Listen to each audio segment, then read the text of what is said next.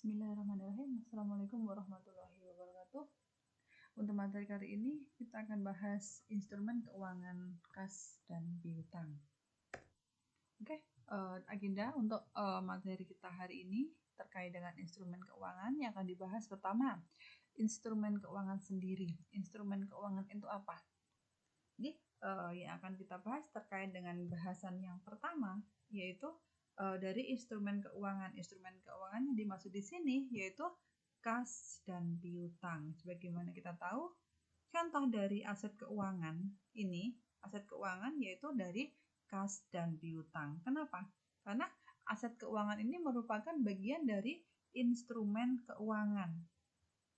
Jadi, dengan adanya instrumen keuangan, maka suatu kontrak bisa menambah nilai aset dan juga liabilitas keuangan dari suatu entitas.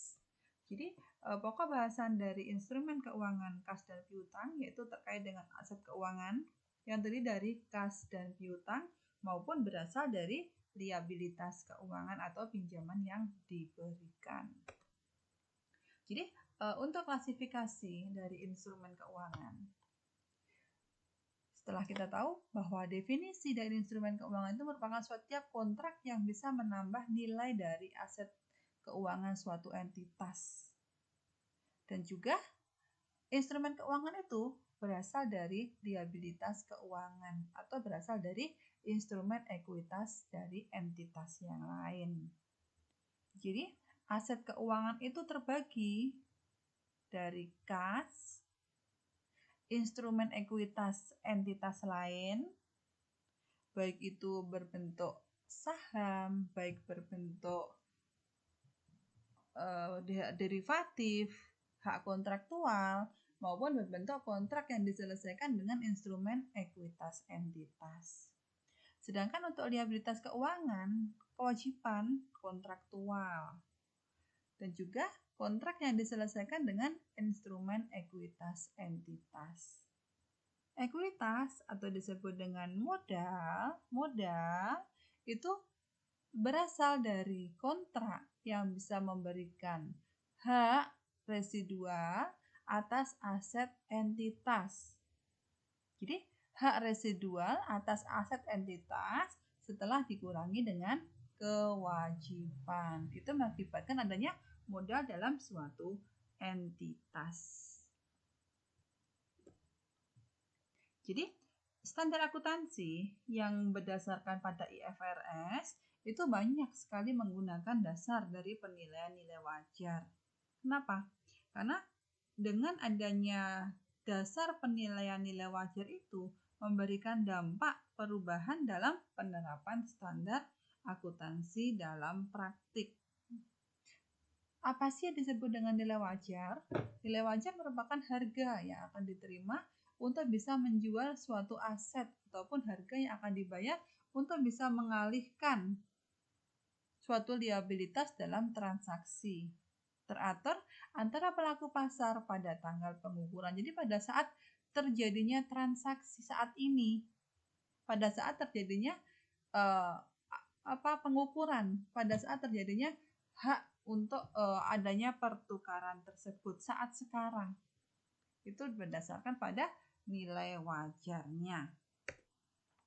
Jadi jenis instrumen keuangan yang kita tahu itu berupa aset keuangan, liabilitas keuangan, instrumen ekuitas, instrumen derivatif maupun instrumen lindung nilai. Untuk yang pertama terkait dari aset keuangan. Ini pembahasannya ada di halaman 169. Jadi, aset keuangan itu merupakan suatu aset yang diukur pada nilai wajarnya. Ini kan diukur berdasarkan nilai wajar, nilai saat ini melalui laporan laba rugi. Kecuali untuk aset tetap yang ada biaya perolehan amortisasi, maka nilai wajarnya itu diperoleh dari penghasilan komprehensif lainnya. Tetapi di sini untuk entitas tertentu itu bisa menetapkan pilihan yang tidak dapat dibatalkan pada saat pengakuan awal atas suatu investasi pada instrumen ekuitas tersebut. Jadi aset keuangan yang diukur pada nilai wajar, contohnya apa sih? Misalkan ada kas. Aset keuangan salah satunya kan ada kas kan? Kas baik dalam bentuk kas dalam suatu entitas maupun bentuknya uang tunai yang disimpan di bank atau berbentuk tabungan.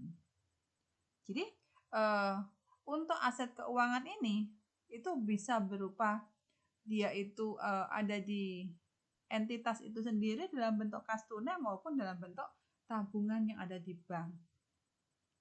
Selain itu ada juga instrumen ekuitas atau disebut dengan modal. Modal yang diterbitkan oleh entitas yang lain. Jadi suatu entitas kalau dia itu memperoleh modal dari atau memperoleh instrumen ekuitas dari entitasnya lain, misalkan dalam bentuk saham, maka itu merupakan bentuk investasi dalam suatu entitas. Jadi investasi dalam saham yang dimaksud dalam investasi keuangan di sini itu saham yang dimiliki oleh suatu entitas itu difungsikan untuk dijual kembali, bukan untuk pemilikan entitas dalam jangka panjang. Maka masuk dalam kategori aset keuangan. Maka sifatnya itu investasi itu dimiliki hingga jatuh tempo. Yang kedua, pinjaman yang diberikan dan juga bentuknya piutang. Jadi yang namanya pinjaman yang diberikan, misalkan entitas itu mempunyai penjualan, mempunyai barang yang akan dijual kepada entitas yang lain. Tetapi dari transaksi penjualannya tadi mengakibatkan adanya transaksi penjualan secara kredit. Jangka waktunya hanya 1 tahun, maka itu akan mengakibatkan adanya piutang bagi suatu entitas. Ada juga aset keuangan yang tersedia untuk dijual. Jadi untuk aset keuangan yang pertama itu sifatnya kepemilikan aset yang dimiliki oleh entitas yang bisa digunakan setiap saat.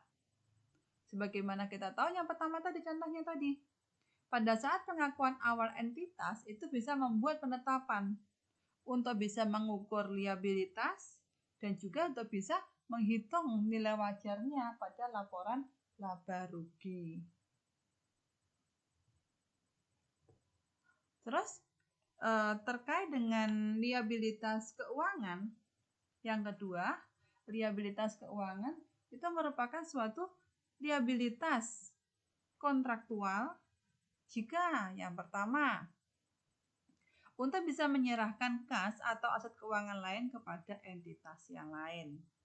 Atau juga dari kontrak itu bisa mengakibatkan adanya penyerahan kas atau aset keuangan yang muncul dalam bentuk utang entitas pada pihak lain.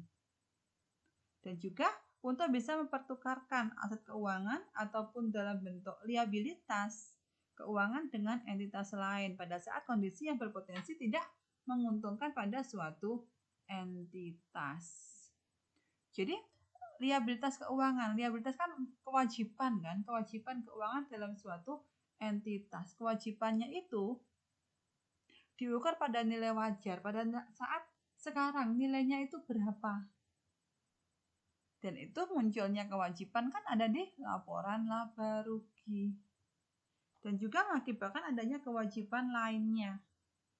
Kontrak ini, kewajiban lainnya itu muncul atau kewajiban itu akan mungkin diselesaikan dengan bisa menggunakan instrumen ekuitas. Baik itu sifatnya yang derivatif maupun sifatnya yang non-derivatif. Jadi kita harus bisa membedakan apa sih sebenarnya derivatif itu dan apa yang non-derivatif. Jadi untuk yang pertama dari transaksi derivatif, jadi ada suatu perjanjian antara dua pihak.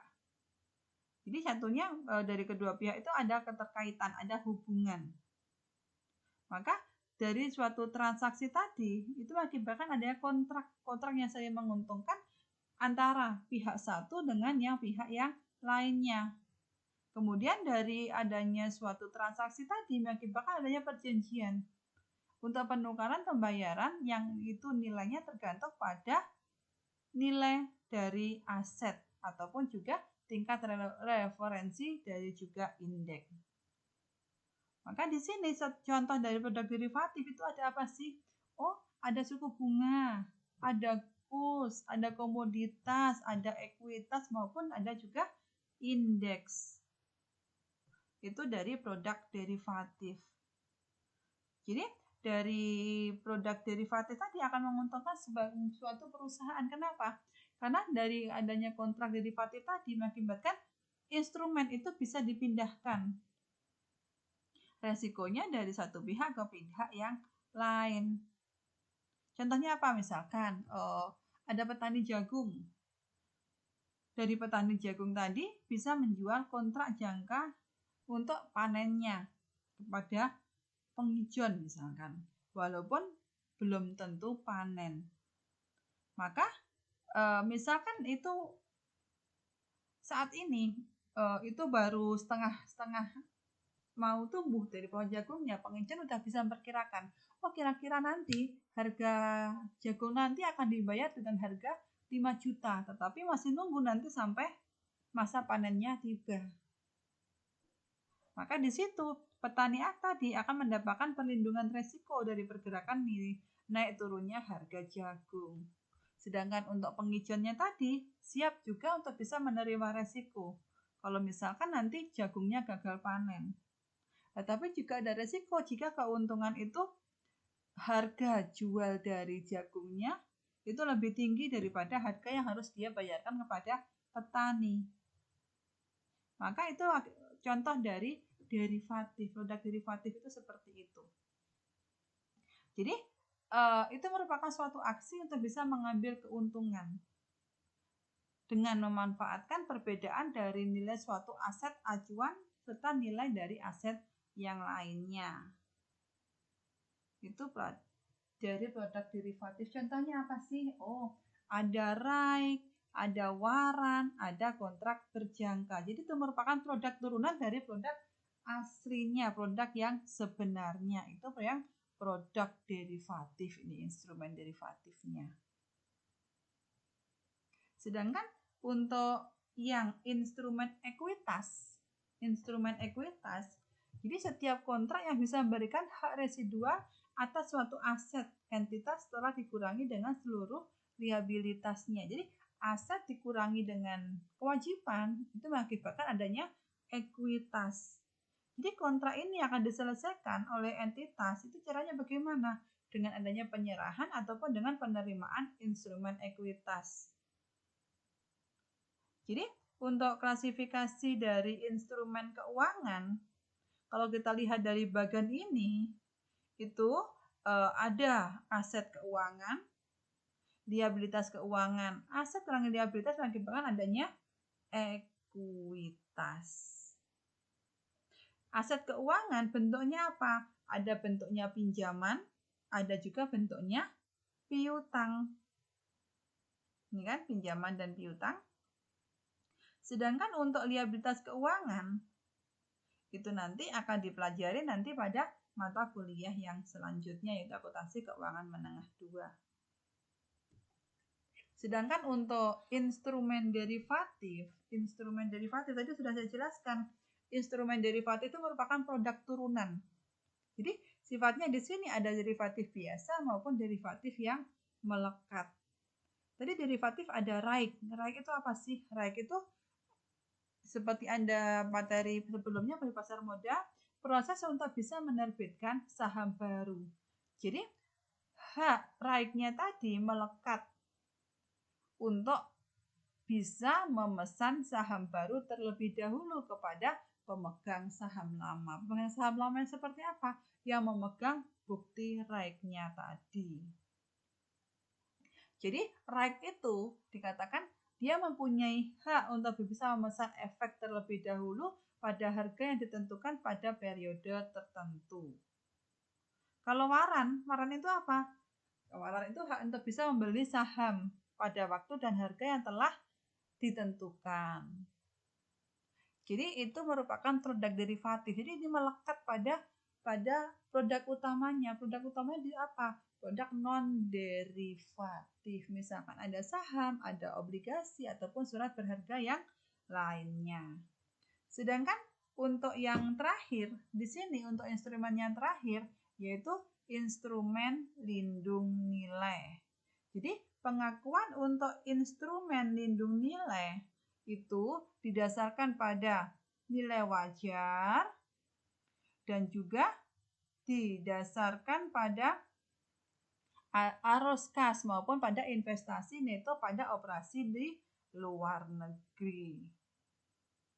Jadi ada produk instrumen lindung nilai itu difungsikan untuk apa? Untuk bisa menstabilkan nilai tukar rupiah, untuk bisa meningkatkan likuiditas dan juga efisiensi di pasar falas, pasar valuta asing. Jadi untuk kebijakan yang dikeluarkan oleh Bank Indonesia itu memutuskan untuk bisa menerapkan mengenai transaksi ada yang namanya transaksi domestic non-derivable forward. Jadi itu merupakan produk instrumen derivatif dari falas yang dipertukarkan di over the counter.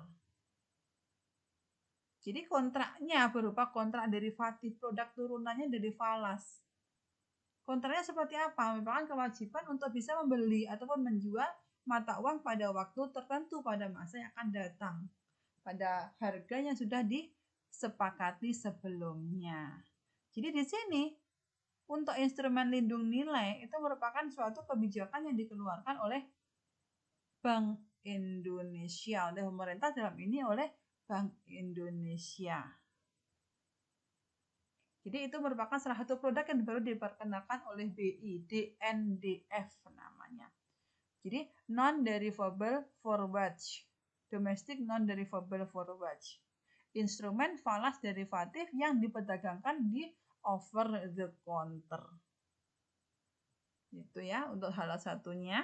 Jadi dengan adanya produk instrumen lindung nilai yang baru dikeluarkan oleh Bank Indonesia tadi, yaitu produk DNDF-nya itu dilakukan agar bisa mendukung upaya untuk bisa menstabilkan nilai tukar rupiah dengan menyediakan alternatif instrumen hedging dari yang ada pada saat ini.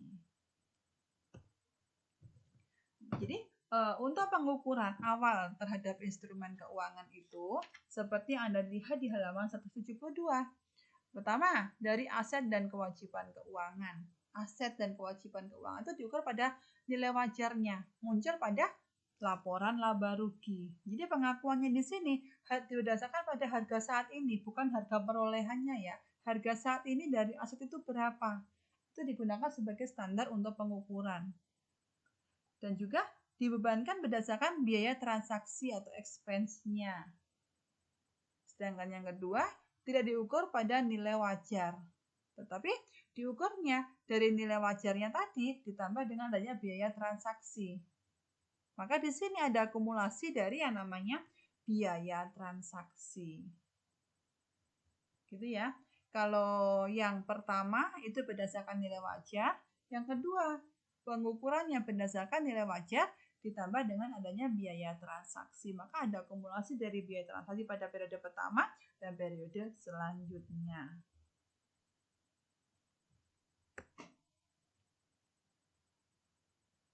Jadi kalau misalkan nilai wajar dari suatu aset itu tidak bisa diperoleh, maka bisa menggunakan nilai perolehan atas aset, nilai aset tersebut. Harga perolehan dari aset itu berapa? Harga perolehan diketahui kapan? Pada saat terjadinya pembelian suatu aset. Terus pengukuran selanjutnya, pengukuran instrumen keuangan setelah adanya pengakuan awal.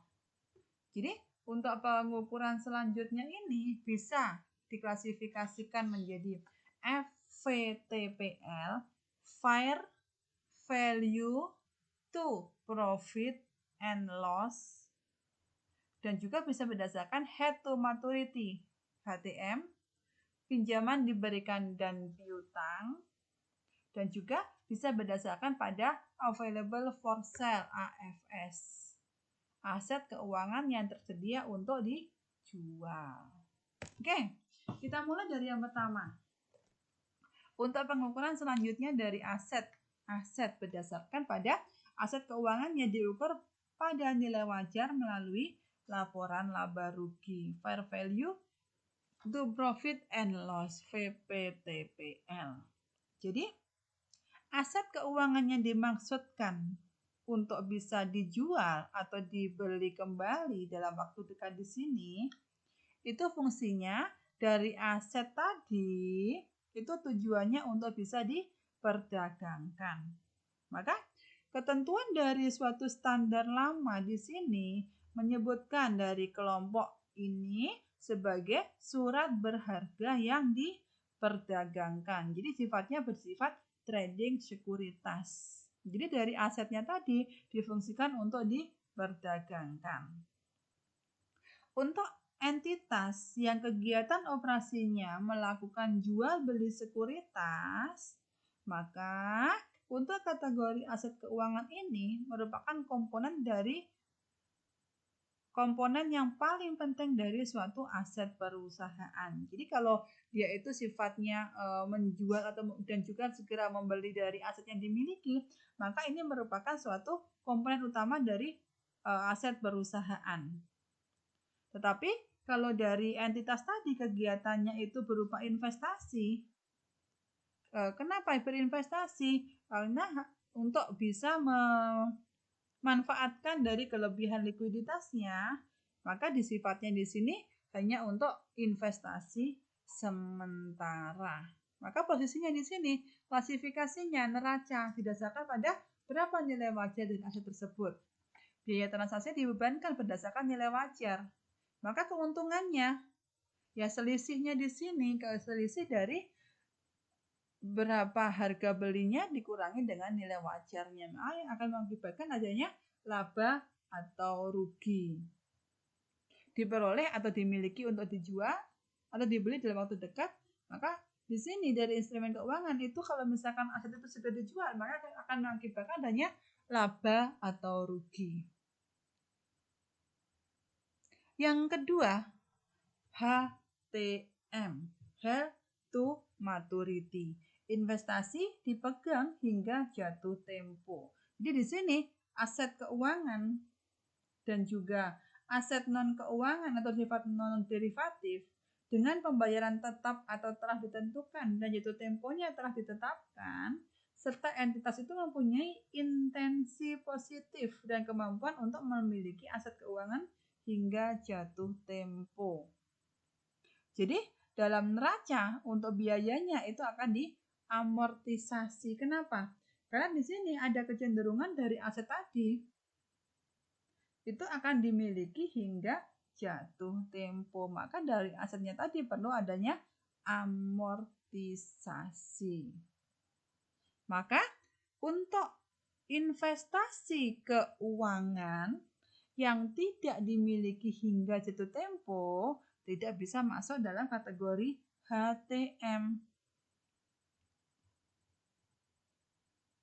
Ataupun jika manajemen itu tidak mempunyai keinginan atau juga dari entitas itu tidak mempunyai kemampuan untuk bisa memegang investasi itu hingga jatuh tempo, maka juga tidak masuk dalam kategori HTM. Maka kalau misalkan masuk dalam kategori HTM ini, entitas itu harus memasukkan terlebih dahulu berapa tingkat suku bunga efektifnya. Jadi untuk bunga efektifnya itu harus diperoleh dulu dengan mendiskontokan pada pendapatan bunga selama adanya estimasi pembayaran atau penerimaan kas pada masa yang akan datang. Jadi untuk biaya transaksi akan dikapitalisasi. Untuk bunga dan dividennya itu akan masuk dalam laba atau rugi dalam suatu periode tertentu. Untuk selanjutnya itu pinjaman yang diberikan. Jadi dari entitas itu memberikan pinjaman kepada entitas yang lain atau dalam bentuk piutang, loans or receivable. Jadi aset keuangan non-derivatif dengan pembayaran yang telah ditentukan dan juga tidak mempunyai kuotasi pasar aktif akan masuk dalam 3 kategori aset keuangan yang lain. Jadi untuk kelompok aset yang bukan pinjaman yang diberikan atau piutang itu akan mengakibatkan adanya kepemilikan atas. Contohnya di sini ada reksadana, maka di situ tidak masuk dalam pinjaman atau tidak masuk dalam kategori piutang.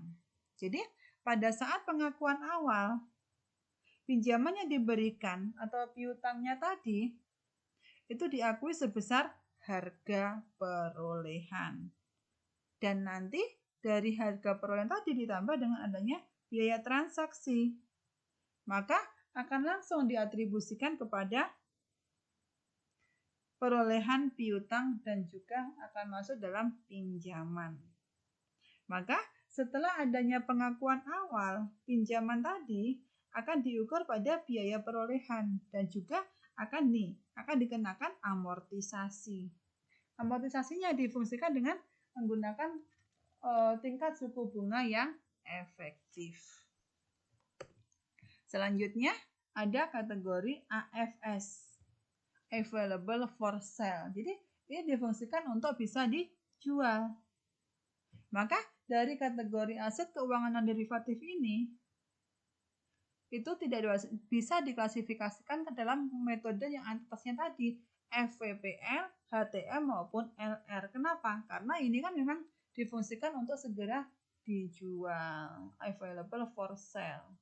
Jadi tersedia untuk dijual. Maka masuk kategorinya dalam neraca itu masuk ke utang yang dikapitalisasi, ekuitas yang dikapitalisasi maupun dari segi ekuitas yang tidak dapat diukur secara andal ataupun diklasifikasi. Jadi untuk pengakuan biaya transaksinya, biaya transaksi dapat diatribusikan secara langsung untuk bisa memperoleh nilai investasi. Kalau dari AFS ini yang dikapitalisasi bisa menambah nilai, maka pembayarannya adalah tetap atau yang telah ditentukan.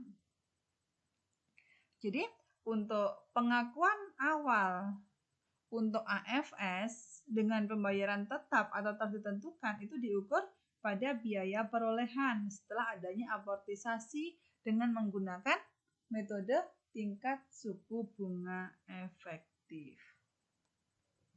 Oke, lanjut. Selanjutnya terkait dengan reklasifikasi. Jadi dari suatu entitas itu tidak diperbolehkan untuk bisa melakukan reklasifikasi dari instrumen keuangan atau dari ke kategori FVPL. Di sini ada loans receivable, FVTPL, AFS maupun HTM. Jadi untuk kondisi tertentu sesuai dengan PSAK nomor 55 revisi 2013, FVTPL itu bisa direklasifikasi ke dalam LR, loans receivable. Walaupun di sini ada ini bisa tercapai pada saat kondisi yang sangat langka sekali. Jadi ada larangan untuk reklasifikasi ini. Kenapa? Agar dari suatu entitas itu tidak memiliki moral hazard. Tidak ada persepsi yang berbeda dalam penggunaan reklasifikasi. Jadi misalkan adanya kenaikan nilai investasi dari suatu entitas, maka entitas itu akan mereklasifikasi dari AFS-nya menjadi FVTPL ini. Tujuannya untuk apa? Untuk memperoleh laba. Namun jika ada penurunan nilai ini kan, nilainya menurun, maka investasi akan diklasifikasikan dari FVPL menjadi AFS jika ada penurunan nilai. Dan juga berdasarkan PSAK 55, aset keuangan itu diukur berdasarkan nilai wajar melalui laporan laba rugi. Maka akan diklasifikasikan kepada pinjaman yang diberikan atau disebut dengan LR. Kenapa? Karena dari aset yang dimiliki tadi, tujuannya untuk apa sih? Tujuannya untuk dijual kembali. Maka pada saat terjadinya perpindahan nilai wajar pada tanggal reklasifikasi, itu dapat menjadi pertimbangan untuk adanya loans receivable. Maka keuntungan dan juga kerugian yang diakui itu tidak dapat dibalik. Jadi untuk nilai wajar pada tanggal reklasifikasi itu difungsikan untuk bisa mendapatkan biaya perolehan. Maka tadi yang saya sebutkan, kalau aset itu difungsikan untuk dijual kembali atau tersedia untuk dijual, loans and receivable itu terpenuhi itu jika memenuhi ketentuan LR. Fungsinya untuk apa? Nih, diizinkan jika ada perubahan intensi. Jadi nilai wajarnya itu diakui pada saat terjadinya tanggal reklasifikasi menjadi biaya perolehan atau biaya perolehan diamortisasi yang baru. Jadi fungsinya di sini, HTM di sini itu bisa diganti atau bisa diperbolehkan untuk bisa ke available for sale atau tersedia untuk dijual itu jika ada pemenuhan dari Tainting Rule-nya, ada peraturan untuk jumlah yang lebih yang diperoleh dari suatu perusahaan itu lebih tidak signifikan. Jadi entitas itu tidak boleh memilih investasi HTM ini apabila pada tahun tertentu ataupun pada tahun kedua dalam tahun periode yang berjalan itu telah menjual atau mereklasifikasi investasi HTM dalam jumlah yang lebih dari tidak signifikan jumlahnya. Diizinkan namun harus memenuhi Tainting Rule-nya. Maka pengecualian untuk Tainting Rule ini terjadi jika ada waktunya jatuh tempo atau setelah entitas itu telah memperoleh secara substansial seluruh jumlah pokok dari suatu aset pada jadwal pembayarannya. Jadi itu untuk reklasifikasi dari aset apakah perlakuannya sebagai LR atau FVPTPL atau HTM dan juga available for sale atau AFS. Lanjut ke ketentuan umum dari penurunan nilai halaman 180. Jadi suatu aset keuangan itu diukur dengan harga perolehan ataupun diamortisasi serta aset keuangan itu tersedia untuk dijual itu bisa mengalami penurunan nilai. Sedangkan untuk aset keuangan yang dinilai dengan nilai wajar yang ada atau yang muncul dalam laporan laba rugi itu secara otomatis akan menurunkan nilai. Penurunan nilainya itu mengikuti harga pasar. Sehingga di sini karena sudah mengikuti harga pasar maka tidak perlu ada evaluasi untuk penurunan nilai. Jadi untuk aset keuangan atau kelompok aset keuangan mengalami penurunan nilai apabila pertama, nilai tercatat atau biaya perolehan itu lebih tinggi daripada nilai yang diperoleh kembali. Yang kedua, ada evaluasi. Apakah ada bukti objektif penurunan nilai harus dilakukan pada setiap tanggal neraca. Maka jika terdapat bukti objektif untuk terjadinya penurunan nilai, maka harus dilakukan estimasi nilai sehingga dapat diperoleh kembali dan juga bisa diakui berapa sebenarnya kerugian dari penurunan nilai tersebut. Jadi penurunan nilai itu terjadi jika perusahaan itu kesulitan keuangan atau ada pelanggaran kontrak, misalkan penundaan pembayaran, baik itu pembayaran bunga maupun pembayaran pokok pinjaman. Ataupun jika dari pihak pemberi pinjaman itu bisa memberikan kelonggaran yang terjadi akibat kesulitan keuangan. Ataupun juga dari peminjam itu dinyatakan pailit, mengalami kerugian. Dan juga jika kondisi ekonomi itu mengakibatkan memperburuk kondisi perusahaan, sehingga akibatnya apa?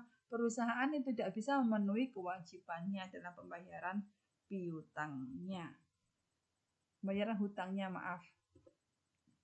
Jadi di sini kita lihat ada bukti objektif terhadap penurunan nilai lagi. Bukti objektif itu seperti apa?